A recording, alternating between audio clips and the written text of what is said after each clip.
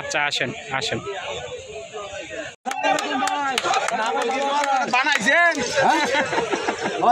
থাকবো, এটাই আসলে মানুষ হিসেবে আমাদের পণ।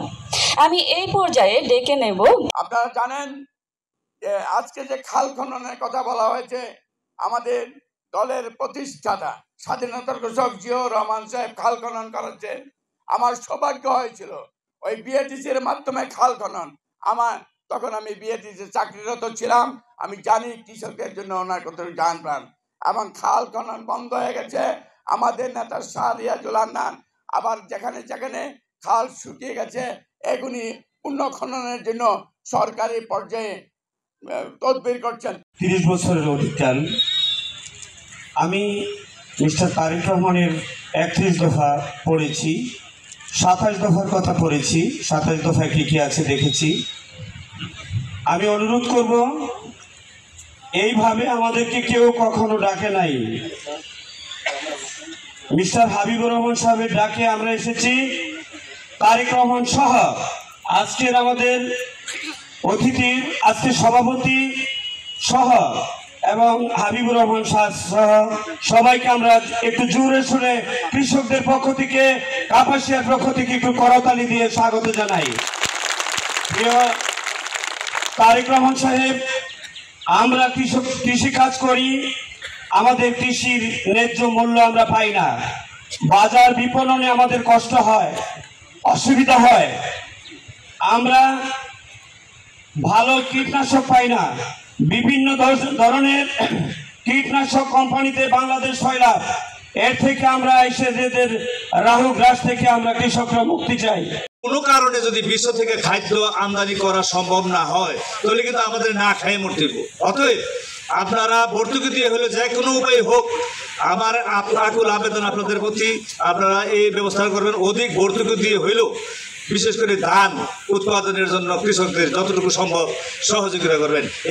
এগিয়ে নেওয়ার জন্য যে একটি বৃহৎ পরিকল্পনা নিয়েছেন, আপনারা বিস্তারিতভাবে বক্তাগণ বলেছেন, এখানে সম্মানিত প্রতিনিধিত্ব বলেছেন এবং আমরা ডকুমেন্ট দেখেছি। ছোট দুটি কথা বলবো আমি, কারণ অনেকক্ষণ বসে আছেন।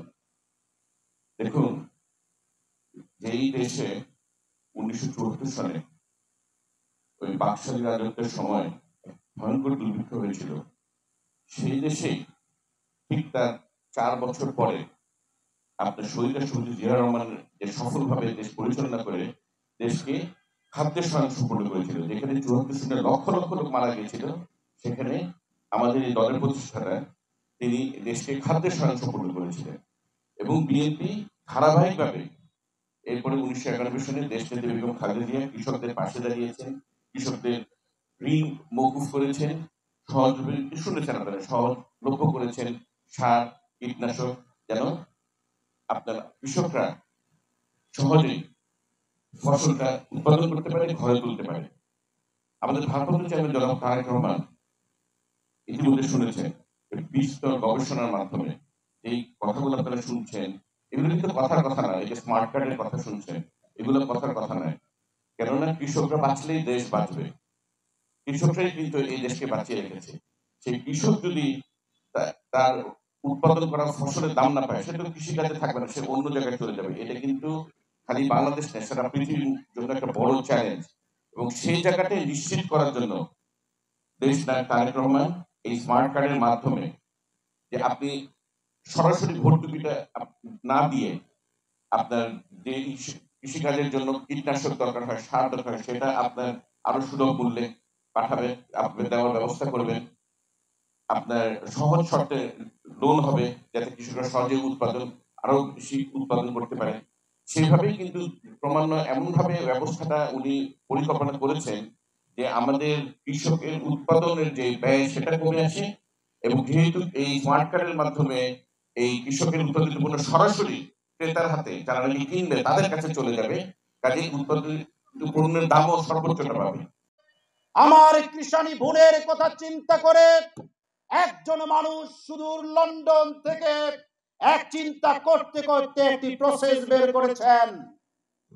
উনি বের করেছেন আমার সেই কৃষক ভাইদেরকে, আমার সেই কৃষানি বোনদেরকে সঠিক মূল্যায়ন কি করে করা যেতে পারে।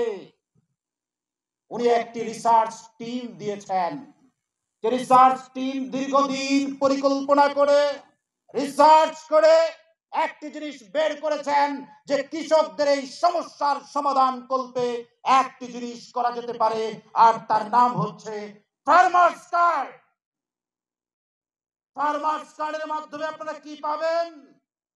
ফার্মার্স কার্ডের মাধ্যমে পাবেন আপনারা সার পাবেন, ফার্মার্স কার্ডের মাধ্যমে আপনারা কীটনাশক পাবেন, ফার্মার্স কার্ডের মাধ্যমে আপনারা বীজ পাবেন, ফার্মার্স কার্ডের মাধ্যমে আপনারা লোন পাবেন, ফার্মার্স কার্ডের মাধ্যমে আপনাদের তথ্যকে সংগ্রহ করতে পারবেন, আপনাদেরকে বিভিন্ন তথ্য দেওয়া হবে, এবং সর্বোপরি যে জিনিসটি আপনারা পারবেন তা হচ্ছে আপনারা ফার্মার্স কার্ডের মাধ্যমে আপনাদের উৎপাদিত পণ্য সঠিক মূল্যে বিক্রি করতে পারবেন।